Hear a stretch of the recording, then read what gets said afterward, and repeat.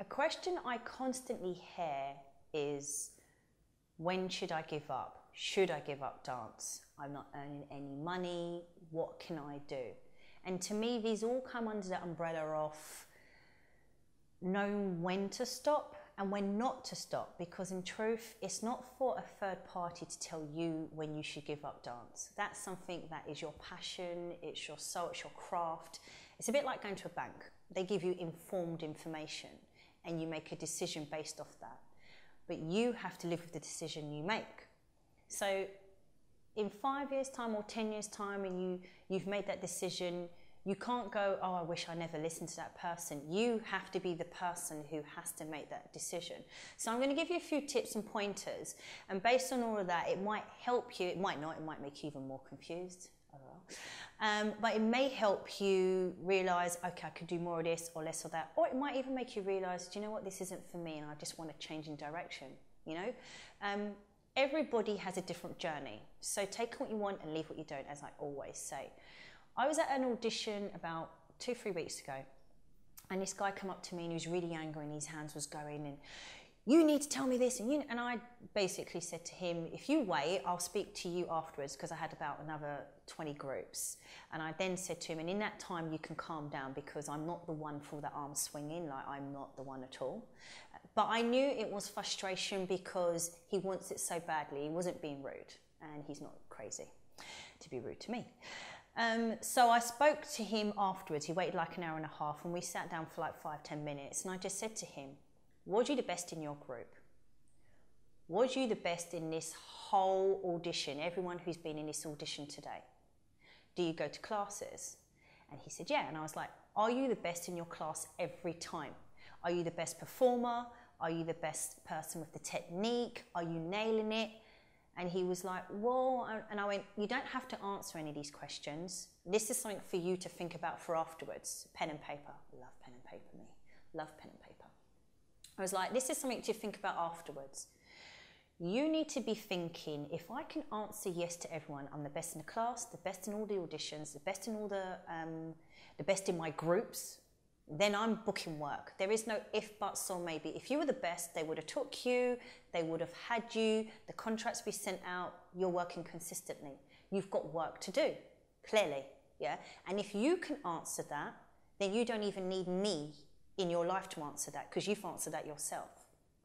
What you do need to do is be clear on what you need to do. So for example, are you going to the right classes that work for you? Are you going to classes to learn, or are you just going to class to like film videos and upload it on Instagram? Because there's two differences there. You know, learn what you need to learn, get the best out of it so that you can improve, yeah, as a technical dancer as well as a performer. Don't get me wrong, filming does help you perform, but you still need that technique, you still need to be taking different styles. Try different styles, don't get caught up in one style. Also, does the style you do work for you? Should you be doing musical theatre? I know some people, they're great at singing, their dancing is okay, they're more jazz, musical. You should be doing musical theatre, not commercial dance. It isn't really for everybody.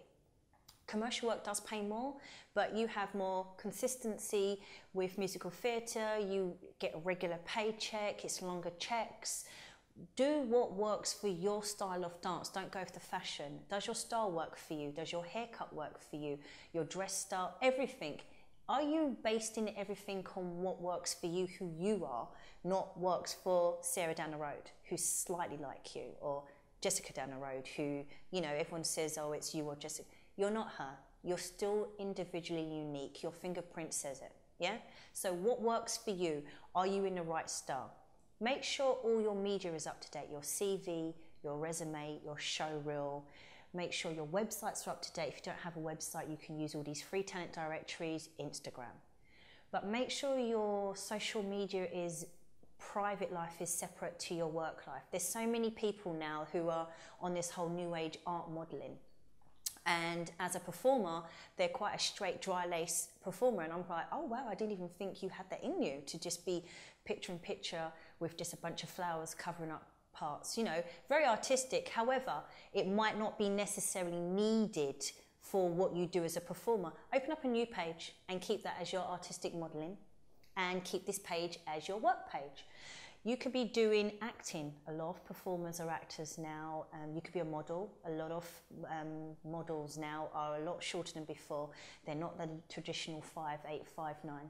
You've got a lot of film actors who are now doing TV series.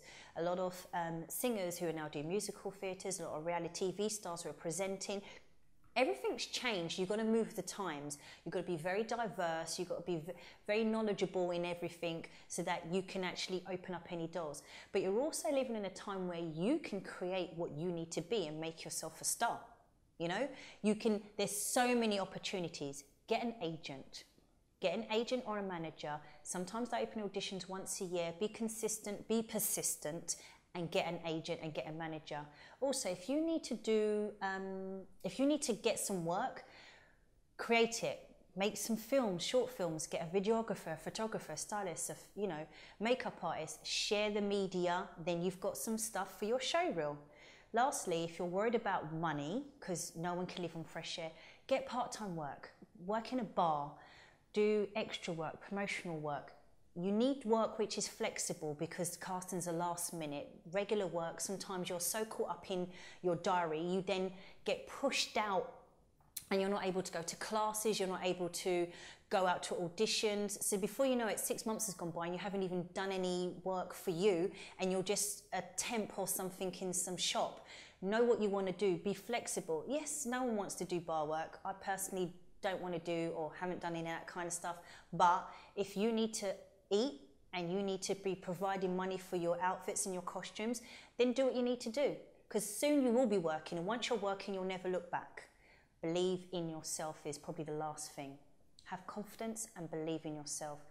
No one can make you as good as you are, and be fearless.